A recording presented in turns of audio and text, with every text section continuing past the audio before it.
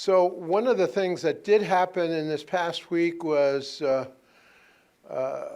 rather popular podcaster, Candace Owens, in the middle of her podcast, really was kind of slandering our true Father and our movement, kind of unexpectedly.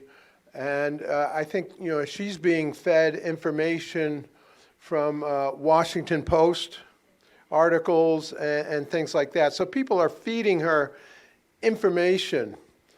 And so that was a little disturbing to see that somebody that popular can be that duped as to what our movement has been about. But we were very, very fortunate in that our third king, Munsin준님, has sent Candace Owens a letter explaining what our movement is about. And so it was very good and very complete. And I'm not sure if everybody was able to get a copy of that, but we'll start off actually our service today by having a reading of this wonderful letter, and we're really grateful to our third king. So again, we'll come up here and read that for us. Give her a hand, big hand. This is, as Kyle said, a letter from Munsin준님 to Candace Owens. Hello, Candace. I didn't expect to hear my church mentioned in your live stream on Friday, January 9th, 2026. I just want to say at the onset that we sincerely respect and appreciate your efforts to discuss important issues of our day. I have been genuinely praying for your protection and safety, especially during the last year. With that being said, I want to respond to your comments regarding our faith. First, I want to acknowledge your reasons for suddenly covering Father Moon in your ongoing investigation. I understand that you want to jab at Turning Point Faith by associating it with something that is considered to be cultish.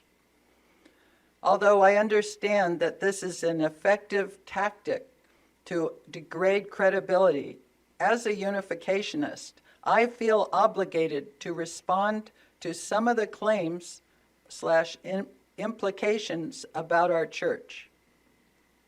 Why did my grandfather give non-lethal support in the 1980s to the anti-communist rebels fighting against the Soviet-aligned Sandinista government in Nicaragua?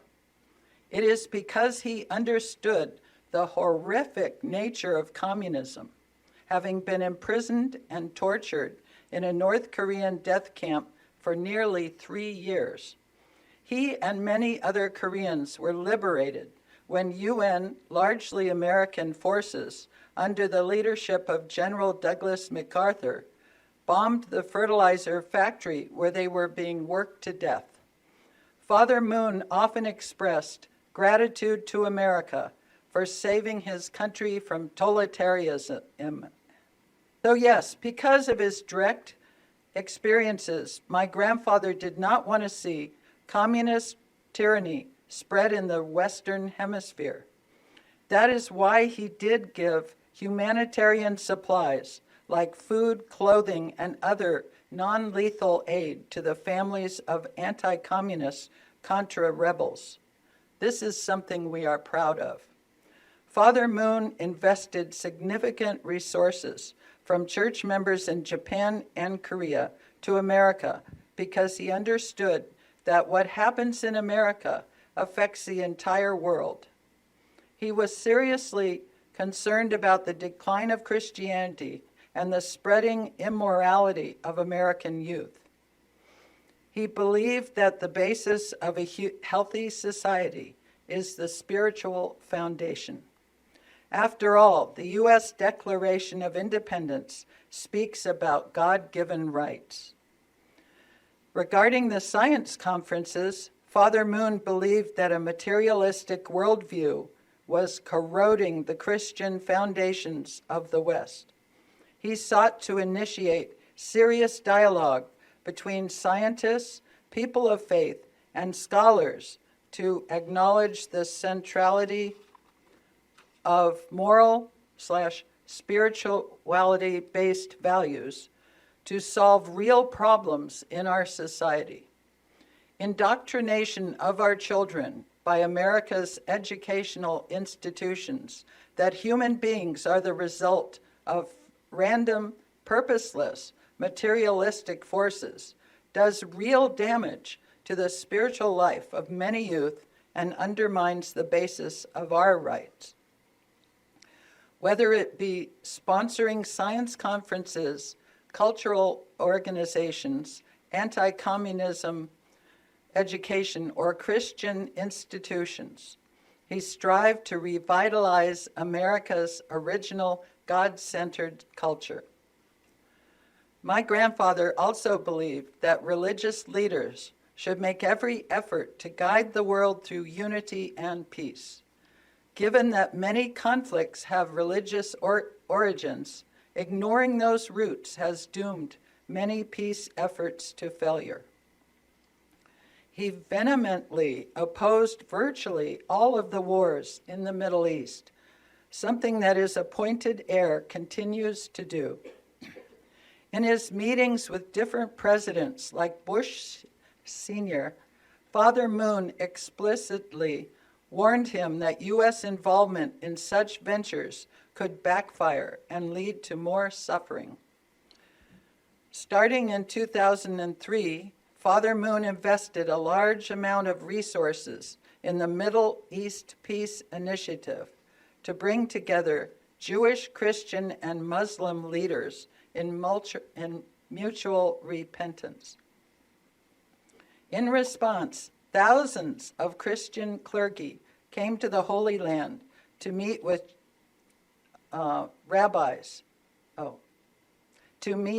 Jewish and Muslim clergy, and to pray together for peace.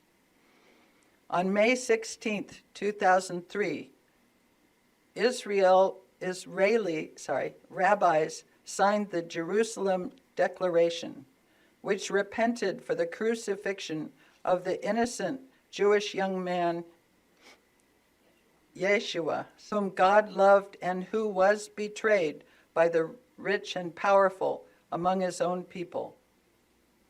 Father Moon's efforts in the Middle East culminated on December 22, 2003, when religious leaders, including Jewish rabbis and Muslim imams, joined together to crown Jesus Christ as King.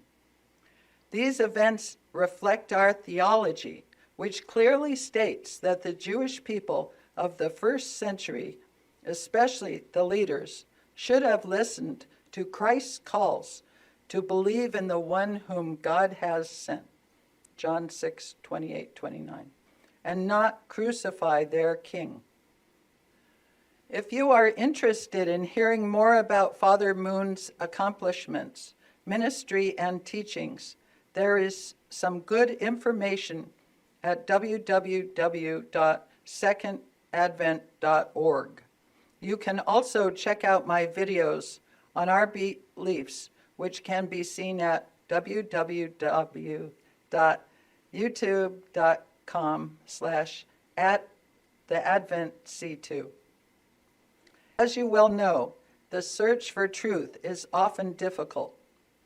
My grandfather, Sun Myung Moon, was misrepresented many times.